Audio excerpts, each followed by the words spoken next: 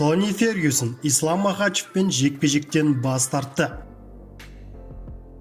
Баршаңызға ассалаумағалейкум. Сіздермен бірге ERAX YouTube арнасы. Жеңіл салмақтағы уақытша UFC титулының бұрынғы иегері Тони Фергюсон жақын арада ресейлік жауынгер Ислам Махачевпен жұдырықтасқысы келмейтінін мәлімдеді. Тұмсықтының кішінісі менімен төбелескісі келеді. Барлық дағыстандық спортшылар секілді, ол да менімен төбелесуім керек деп айқайлайды. Бірақ жоқ, дәл қазір олай болмайды. Жекпе-жек келесі жылы өтуі мүмкін. Менің келесі қарсыласым ол болмайтыны сөзсіз. Жақында оның атын айтамын деп жазды Фергюсон Instagram парақшасында. Тони Фергюсон соңғы екі кездесуінде жеңіліс тапқан болатын. Есесіне Рафаэль дос Аньос Ислам Махачевпен жекпе-жектің шарттарын атады. Жеңіл салмақтағы UFC-дің бұрынғы чемпионы Рафаэль дос Аньос ресейлік Ислам Махачевпен жұдырықтасуға дайын екенін мәлімдеді. Егер Ислам Махачевті жеңген жағдайда UFC-дің жеңілмеген чемпионы және өз мансабын аяқтаған Хабиб Нурмагомедовпен жекпе-жекке кепілдік берген жағдайда Исламмен кездесетінін айтты.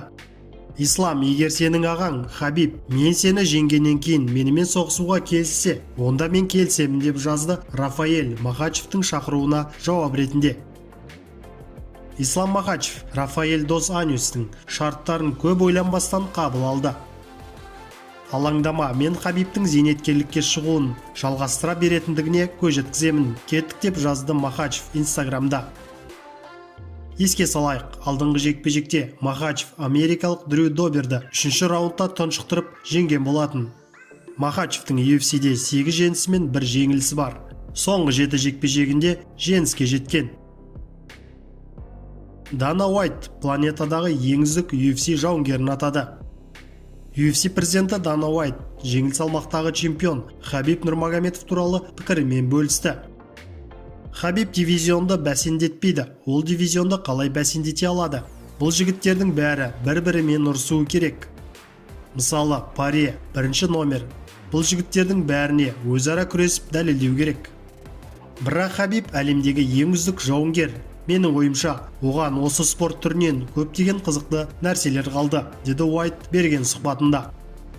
Естеріңізге сала кетейік, Хабиб Нурмагомедов соңғы жекпе-жегінде америкалық Джастин Геджиді треугольник қылғындыру әдісімен жеңген болатын. Жекпе-жектен кейін ресейлік өзінің мансабын аяқтайтынын жариялады. Хабиб MMA мансабында 29 жекпе-жектен 29 жеңісі бар. Геджимен болған жекпе-жек Хабиб үшін оның әкесі Абдулманап Нурмагомедов өмірден өткеннен кейінгі алғашқы жекпе-жегі болды.